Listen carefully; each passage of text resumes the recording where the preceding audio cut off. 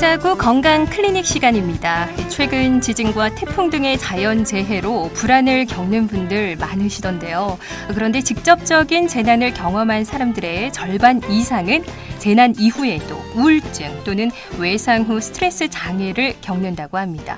오늘은 흔히 트라우마라고 부르는 외상 후 스트레스 장애에 대해서 알아보는 시간 준비했는데요.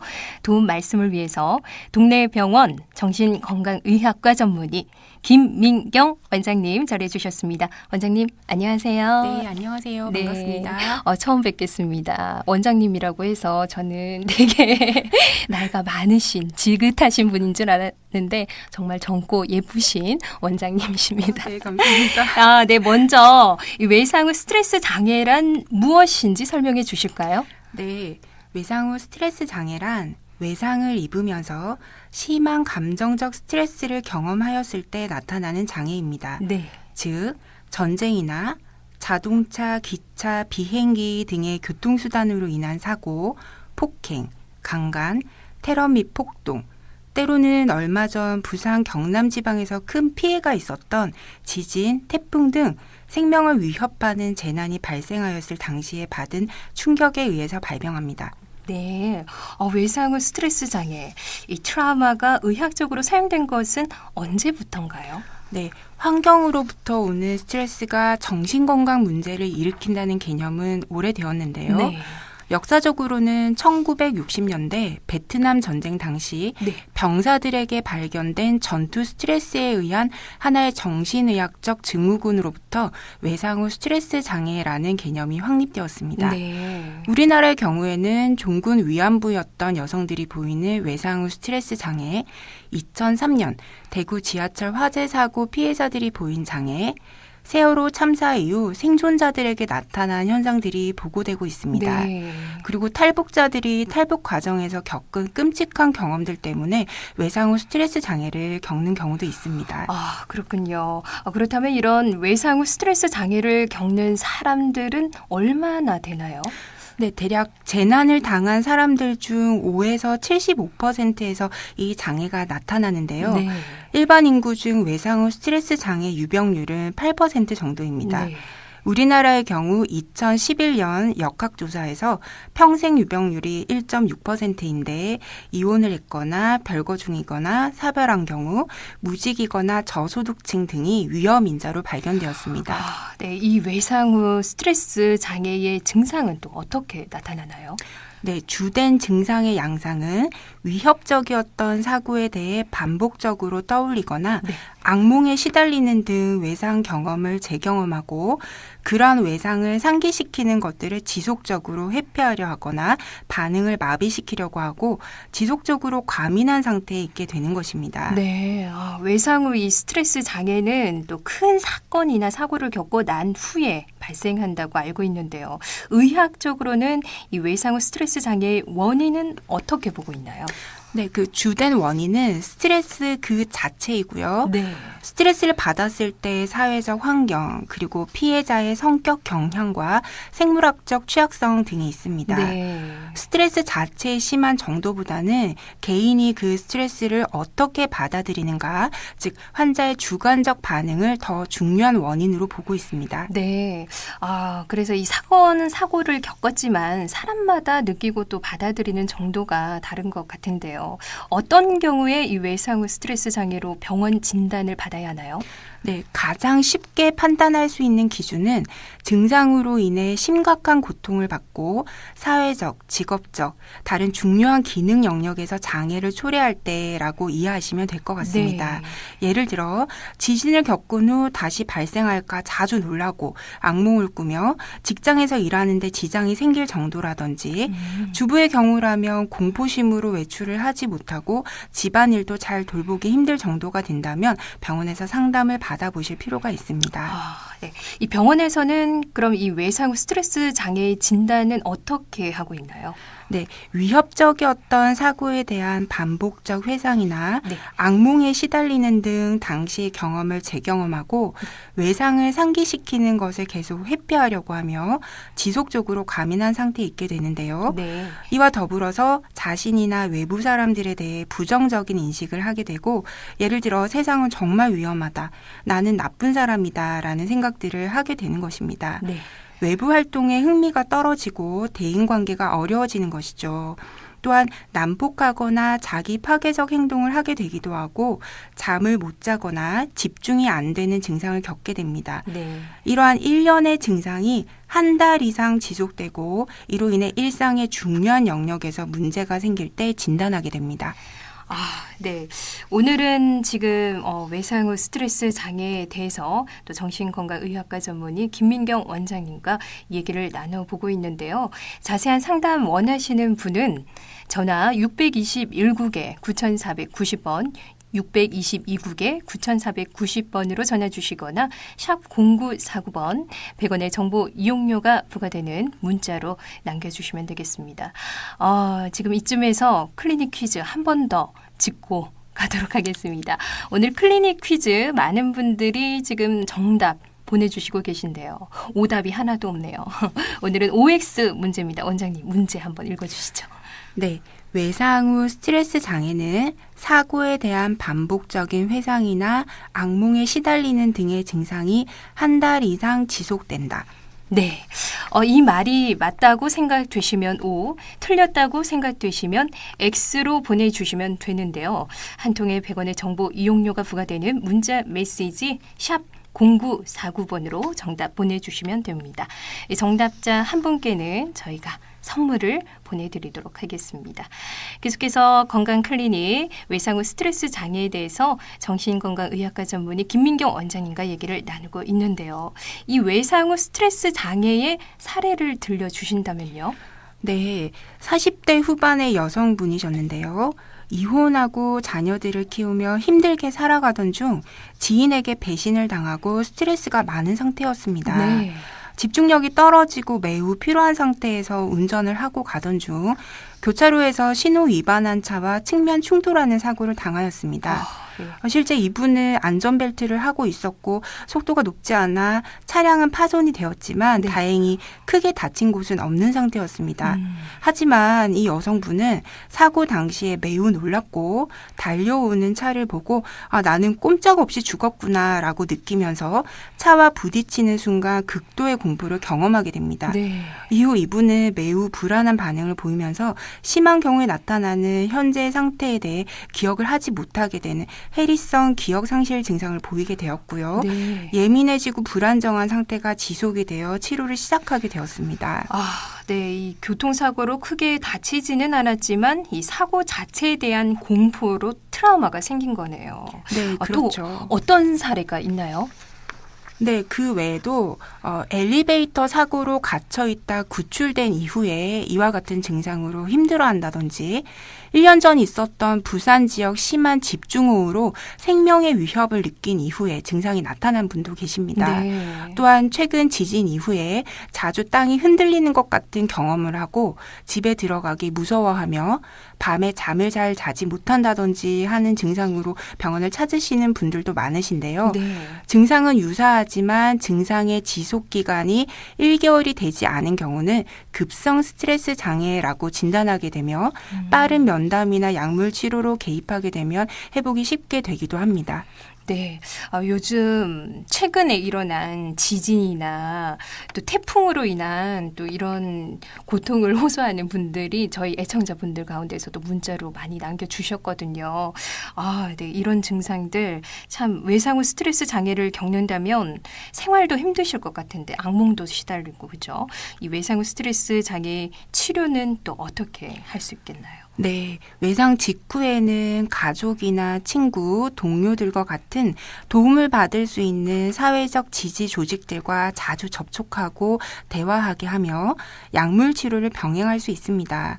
원하지 않는 사람에게 외상 당시의 경험에 대해 자세히 말하게 하는 것은 스트레스를 악화시킬 수 있어 권장되지 않고요. 네. 증세가 심하면 자살을 시도할 수 있기 때문에 입원이 필요할 수도 있습니다. 네.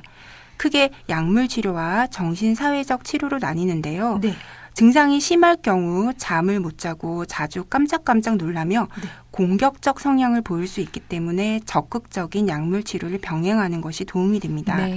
치료 기간은 최소 8주간이며 효과가 느리고 증상이 심할 경우에는 1년 이상 유지 치료하기도 합니다. 네. 외상 기억을 잘 다룰 수 있도록 감정 처리를 하고 회피 행동을 줄이며 부정적 감정 반응을 감소시키기 위해 인지행동 치료를 할 수 있습니다. 스트레스 관리, 호흡법, 이완 훈련 등도 사용이 됩니다. 아, 네, 그렇군요. 네, 오늘은 외상 후 스트레스 장애에 대해서 정신건강의학과 전문의 김민경 원장과 얘기를 나눠보고 있는데요. 자세한 상담 원하시는 분은 전화 621국에 9490번, 622국에 9490번으로 전화 주시거나 샵 0949번으로 이 100원의 정보 이용료가 되는 이 문자로 또 질문들 나눠주시면 되겠습니다. 전하는 말씀 듣고 갑니다.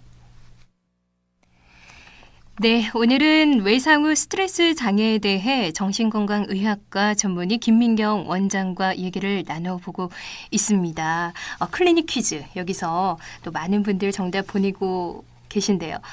퀴즈 한 번 더 들려드릴게요. 원장님, 퀴즈 한번 읽어주시죠. 네, 오늘의 퀴즈입니다.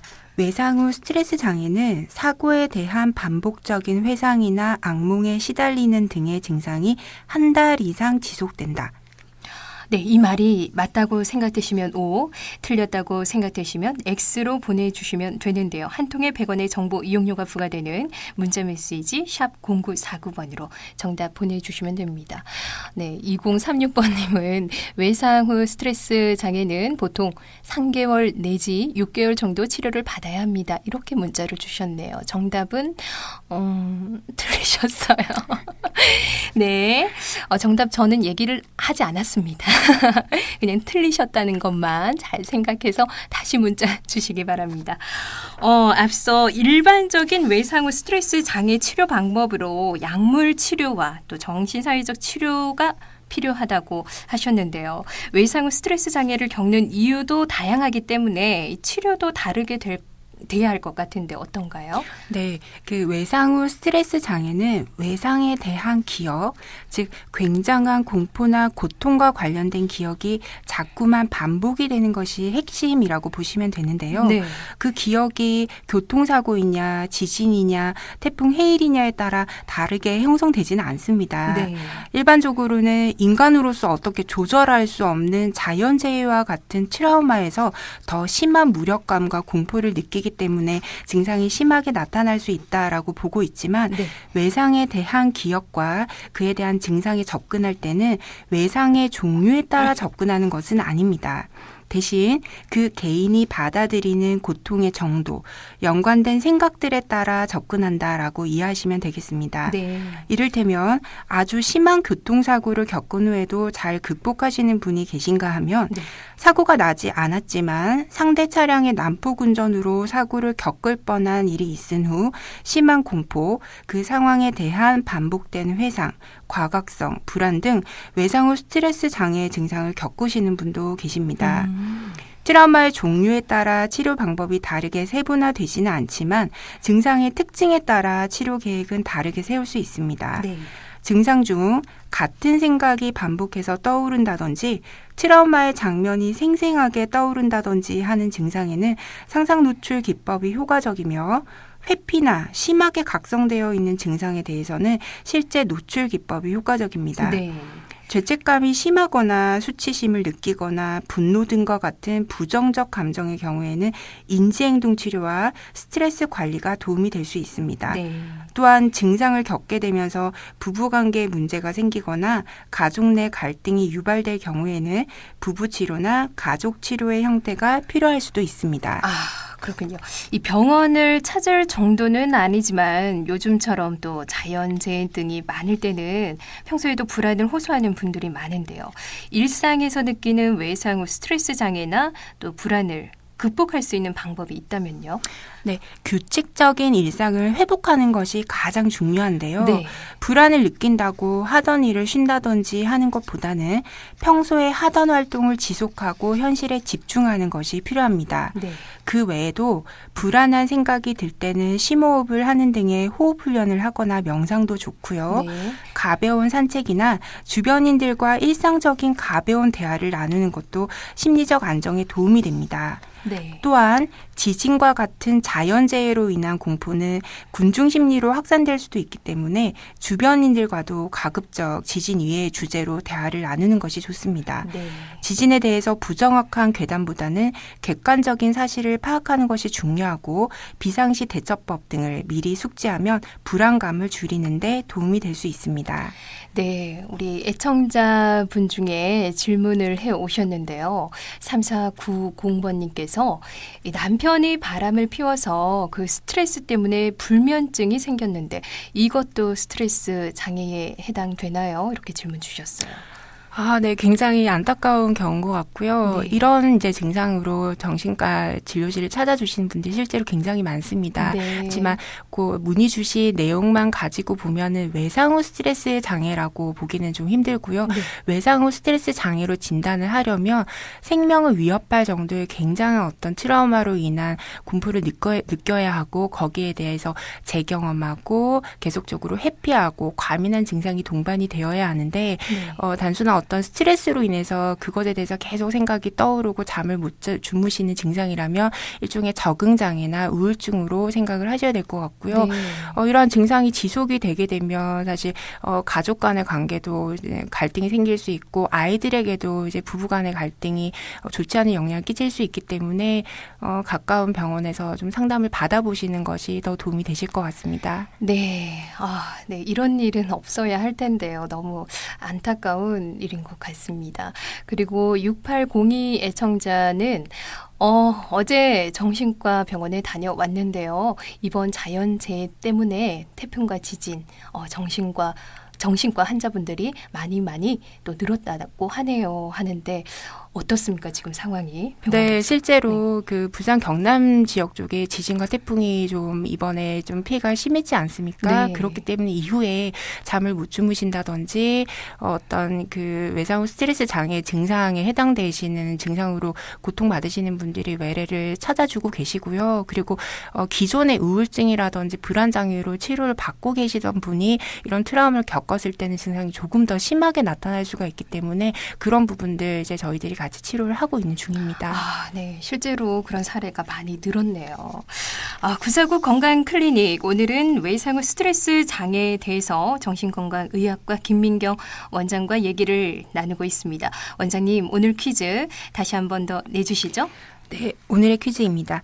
외상 후 스트레스 장애는 사고에 대한 반복적인 회상이나 악몽에 시달리는 등의 증상이 한 달 이상 지속된다입니다. 네, 이 말이 맞다고 생각하면 O, 틀렸다고 생각하면 X로 보내달라고 했는데요. 정답은 뭔가요? 정답은 O입니다. 네, 퀴즈 정답자 중에 한 분 뽑아서 선물 드려야 하거든요. 원장님, 오늘 어떤 분께 이 행운을 드릴까요? 네, 오늘 정답 보내주신 분 중에서 6148 쓰시는 분께 선물 드리겠습니다. 축하드립니다. 네, 6148번님 축하드립니다.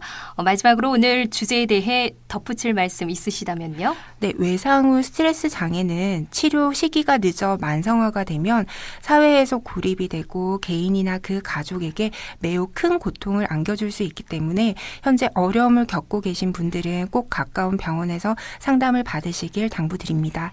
네, 뭐든 뭔가 생기기 전에 빨리 병원을 가는 게 좋을 것 같습니다. 네, 949 건강클리닉 오늘은 외상 후 스트레스 장애에 대해서 동네 병원 정신건강의학과 전문의 김민경 원장과 얘기를 나눠봤습니다. 원장님 고맙습니다. 네, 감사합니다.